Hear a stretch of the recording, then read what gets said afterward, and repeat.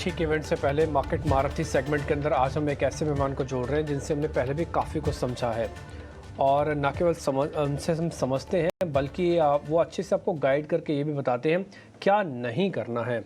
और आज हमारे साथ इसी सेगमेंट में कोटक एएमसी के इक्विटी सीईओ हर्षा उपाध्याय हमारे साथ वापस से जुड़ रहे हैं, उनसे करते हैं बातचीत।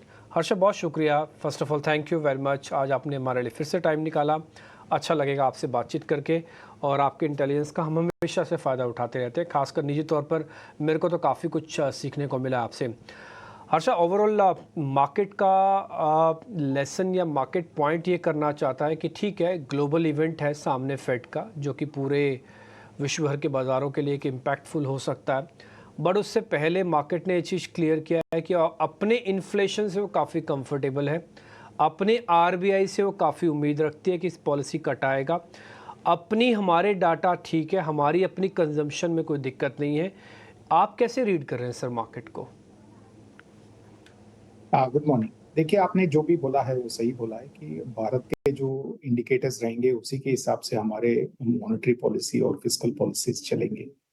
जबकि इंटरेस्ट रेट की अब बात करते हैं तो हो सकता है कि इंडिया में जो इंटरेस्ट रेट कट होंगे वो इस बार shallow interest rate cut cycle होगा और शायद एकदम हम यूएस फेड को मिमिक नहीं करेंगे। इसका रीजन ये भी है कि जब उन्होंने बढ़ाया था हमने कुछ खास बढ़ाया नहीं था, तो अपने जो इंडिकेटर्स रहेंगे, डेटा पॉइंट्स रहेंगे, उसके हिसाब से हमारे मॉनेटरी पॉलिसीज डिसाइड होंगी। लेकिन जरूर हम ये बोल सकते हैं कि इन्फ्लेशन काबू में है और उसके वजह से कोई इकोनॉमिक ग्रोथ पे दिक्कत आज के दिन पे नहीं हो रहा है। तो उस हिसाब से शायद इतना जल्दी यहाँ पे इंटरेस्ट रेट कट करने का उम्मीद रखना भी शायद ठीक नहीं है। लेकिन अगले 12 महीने में शायद 2 बार 25 बेसिस पॉइंट्स का इंटरेस्ट रेट कट होने का आशा रख सकते हैं।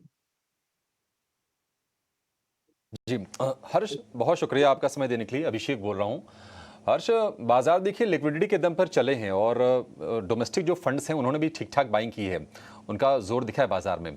तो बाजार को अगर रिकॉर्ड हाई से भी अगर ऊपर जाना है तो क्या ये घरेलू लिक्विडिटी ही ड्राइव करेगी या फिर हमें चाहिए एफआईआईज का पैसा चाहिए? और दूसरी चीज़, कहा यह भी जा रहा है कि अगर रेट कट अगर होता है तो इमर्जिंग मार्केट्स में जो फंड्स आएंगे शायद भारत में उतने ना आए क्योंकि यहाँ पर वैल्यूएशन थोड़े से रिच हो गए हैं। कितना दम आपको इस पॉइंट में दिख रहा है? अभिषेक, देखिए, शॉर्ट टर्म में जो फंड फ्लो आएगा उसके बारे में प्रेडिक्शन करना बहुत ही मुश्किल है, लेकिन जरूर ये कह सकते हैं कि एक इंडिया का जो आज की स्थिति है, आर्थिक स्थिति या मार्केट का जो डेप्थ है, ये सब देख के लगता है कि कोई भी फॉरेन इन्वेस्टर बहुत देर तक इंडिया को इग्नोर नहीं कर सकते हैं। भले महंगे वैल्यूएशंस हैं, उसके वजह से शायद हो सकता है कि वो अपने इन्वेस्टमेंट्स को मॉडरेट करेंगे, थोड़ा सा वेट एंड वॉच करेंगे, हो सकता है। लेकिन ऐसा तो नहीं है कि आगे के समय में कोई भी फॉरेन इन्वेस्टर इंडिया में निवेश नहीं करेंगे वैल्यूएशन के मद्देनजर रखते हुए, ये तो नहीं बोल सकते। एक तरफ से जो इंटरेस्ट रेट कट होना है यूएस फेड में और उसके जो उम्मीद है वो एक तरफ से कॉन्सेंसस बन गया है, तो ये तो नहीं है कि इंटरेस्ट रेट होने के बाद ही वो पैसा इंडिया में आना चाहिए, ऐसा तो नहीं है। अगर आप इस महीने में देखते हैं तो करीब करीब इस क्वार्टर में देखते हैं तो करीब करीब $8 बिलियन का इनफ्लोज आया है। तो हो सकता है कि शॉर्ट टर्म में वो प्रिडिक्शन करना मुश्किल रहेगा, लेकिन जरूर अगर आप अगले 1 साल, अगले 3 साल का ब्लॉक देखते हैं तो जरूर इंडिया में फॉरेन निवेश भी होना चाहिए। Okay Harsha, very good morning. Srishti बात कर रही हूँ। हमेशा अच्छा लगता है आपसे बात करके, बहुत बहुत स्वागत है आपका। हर्षा, मेरे 2 सवाल हैं। सबसे पहले तो आपसे समझना चाहेंगे कि आप किस तरीके से अपने कैश प्रोफाइल को मैनेज कर रहे हैं, क्योंकि एक बड़ा इवेंट है, 4.5 साल बाद एक का रेट कट होने की उम्मीद है। तो क्या ऐसे में आप जिन कैश लेवल्स पे बैठे हैं, क्या वो एलिवेटेड लेवल्स पे हैं, थोड़े से ज़्यादा हैं ऑन एन एवरेज के मुकाबले? और इस समय हर्षा हम देख रहे हैं कि देखिए मार्केट्स तो एक्साइटेड है ही, ऑल टाइम हाई हम कई दिनों से देख रहे हैं और रुकने का नाम नहीं ले रहे। तो ऐसे में हर्षा, आप अपॉर्चुनिटीज़ कहाँ पे देख रहे हैं? और जो जितनी भी रिसेंटली लिस्टेड कंपनीज़ हैं आईपीओ सेगमेंट से, जिस तरीके का उत्साह वहाँ पे हम देख रहे हैं, उस पे आपकी क्या टिप्पणी है? क्या जिस तरीके का रन अप हमने कुछ सेलेक्ट काउंटर्स में देखा है, मतलब खुलते ही वो 2 गुना 3 गुना हो गए हैं काउंटर्स, तो ऐसे में क्या आपको ये मूवमेंट जायज़ लगता है? सृष्टि देखिए, अगर आप कैश लेवल की बात करते हैं तो हम कभी कैश को एक्टिवली बहुत ज़्यादा मैनेज नहीं करते हैं। सिर्फ उतने रखते हैं जितना डेली लिक्विडिटी के लिए चाहिए होगा या कोई भी पोर्टफोलियो चेंजेस के लिए ज़रूरत पड़ेगा, तो उतनी ही कैश हम रखते हैं। तो आज के दिन में भी कोई भी इवेंट हो या ना हो, हमारे कैश लेवल्स बहुत ज़्यादा वेरी नहीं करते हैं और आज के दिन में भी उसी रेंज में हमारा कैश लेवल्स सारे स्कीम्स में है, ये बोल सकते हैं। अगर आप पूछते हैं कि कौन से सेक्टर्स या कहाँ पे हमारे आज के इन्वेस्टमेंट्स हो रहे हैं, तो ज़रूर हमने इंडस्ट्रियल और ऑटो एंसिलरी से थोड़ा बहुत प्रॉफिट बुक करके पिछले कुछ महीनों से आईटी और कंजम्पशन क्षेत्रों में निवेश किए हुए हैं। तो हमें लगता है कि एक तो थोड़ा सा पैसेंजर कार इंडस्ट्री में एक तरफ से डिमांड का वीकनेस दिखाई दे रहा है। अर्निंग्स ग्रोथ जो हमने पिछले 2 साल से देखा था, शायद वो आगे कंटिन्यू नहीं हो पाएगा। There will be some road blocks. Industrials को अगर आप देखेंगे, अर्निंग्स ग्रोथ में कोई रुकावट नहीं है, लेकिन ज़रूर वैल्यूएशंस महंगे हुए हैं। तो ये दोनों चीज़ों को देखते हुए हमने थोड़ा बहुत डिफेंसिव टिल्ट किया है पोर्टफोलियो में, आईटी और कंजम्पशन सेक्टर्स में इन्वेस्ट करके। अगर आप आईपीओस की बात करें तो हमारा तो यही वहाँ पे व्यू रहेगा कि सेकेंडरी मार्केट हो या प्राइमरी मार्केट हो, एक ही तरफ से आपको एनालाइज करना पड़ेगा, बॉटम अप एवैल्यूएशन करना पड़ेगा। और जरूर ये होता है कि आईपीओ के बाद बहुत सारे स्टॉक्स जो हैं वो ऊपर के लेवल पे लिस्ट होते हैं, स्पेशली जब भी बुलिश ट्रेंड्स होते हैं। अगर आप लास्ट 1 साल का स्टैटिस्टिक्स देखते हैं तो करीब करीब 30% का first day gap up opening हुआ है ऑन एन एवरेज। लेकिन आपको ये भी जरूर देखना चाहिए कि आपको कितना अलॉटमेंट मिलता है, क्या आप एक ही दिन के लिए आप आईपीओ में इन्वेस्ट करके आप प्रॉफिट बुक कर रहे हैं कि नहीं कर रहे हैं। अगर आप उसको थोड़ा सा मीडियम टर्म लॉन्ग टर्म के हिसाब से देखते हैं तो इतना अच्छा रिजल्ट्स नहीं है। अगर आप पिछले 6 साल के सभी आईपीओस को देखते हैं और देखते हैं कि उसमें से कितने आईपीओस डबल डिजिट रिटर्न्स दिए 1 साल के बाद, लिस्टिंग के 1 साल के बाद, वो तो करीब करीब 17% कंपनीज ही दी हैं। यानी कि मेजॉरिटी जो कंपनीज हैं आईपीओ के बाद स्ट्रगल करते हैं, ये भी बुल मार्केट होने के बावजूद।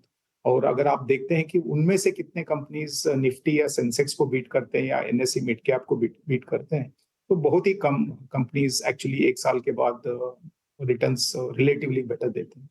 तो इसलिए जरूर आपको निवेश करते हुए एनालाइज करके करना चाहिए कि वो सेकेंडरी मार्केट ट्रेड हो या प्राइमरी मार्केट इन्वेस्टमेंट हो, तो दोनों को एक ही तरह से एनालाइज करके करना चाहिए।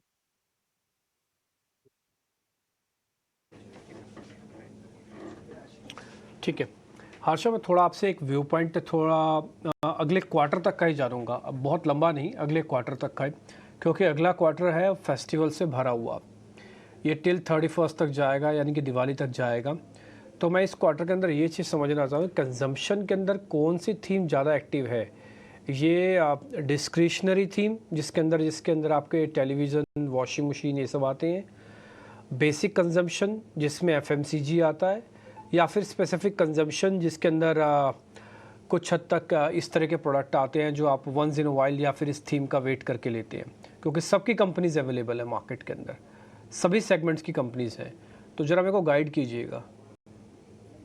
देखिए, अगर आप कंजम्पशन को प्ले करना चाहते हैं आपके पोर्टफोलियो में, तो आज के दिन में जो डिस्क्रिशनरी कंजम्पशन है, यानी कि जो हाई टिकट कंजम्पशन है और जो अर्बन कंजम्पशन जनरली बोला जा सकता है, वहाँ पे काफी सारे सेगमेंट्स में डिमांड ट्रेंड्स अभी भी मजबूत हैं। सिर्फ पैसेंजर कार सेगमेंट में थोड़ा वीकनेस देखने को मिला है पिछले कुछ महीनों से, लेकिन उसके अलावा अगर आप देखते हैं कि वाइट गुड्स हो, ट्रैवल सर्विसेज हो या ज्वेलरी परचेसिंग, देखिए यहाँ पे सभी जगहों पे डिमांड ट्रेंड्स काफी मजबूत रहे हैं। और अगले सेकेंड हाफ में जैसे हम फेस्टिव सीजन में जाएंगे और उसके बाद जो वेडिंग सीजन स्टार्ट होता है, तो यूजुअली जो डिस्क्रिशनरी कंजम्पशन रहता है वो काफी स्ट्रांग रहता है। तो हमें यही आशा है कि ये जो डिमांड ट्रेंड्स हैं ये कंटिन्यू होने चाहिए। लेकिन जरूर मैं एक बार सतर्क करना चाहूंगा कि यहाँ पे वैल्यूएशंस भी महंगे हैं, तो वैल्यूएशन को नजरअंदाज नहीं करना चाहिए।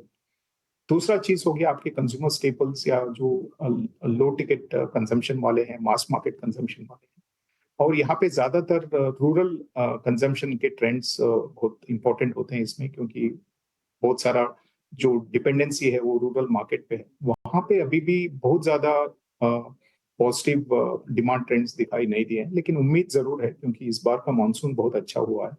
तो हमें लगता है कि अगले 1-2 महीने में यहाँ पे भी डिमांड ट्रेंड्स इंप्रूव होने चाहिए।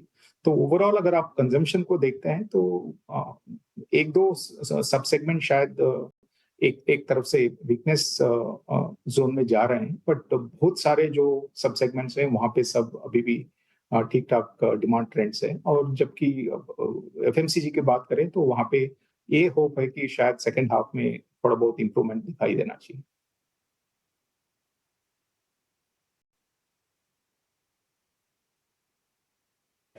हर्षा, बहुत शुक्रिया, थैंक यू वेरी मच। आज समय थोड़ा इतना ही था आपसे बातचीत करने का, और अब हमें छोटा सा ब्रेक भी लेना होगा। आपका बहुत शुक्रिया sir, thank you very much. जल्दी आपसे वापस मुलाकात होती है।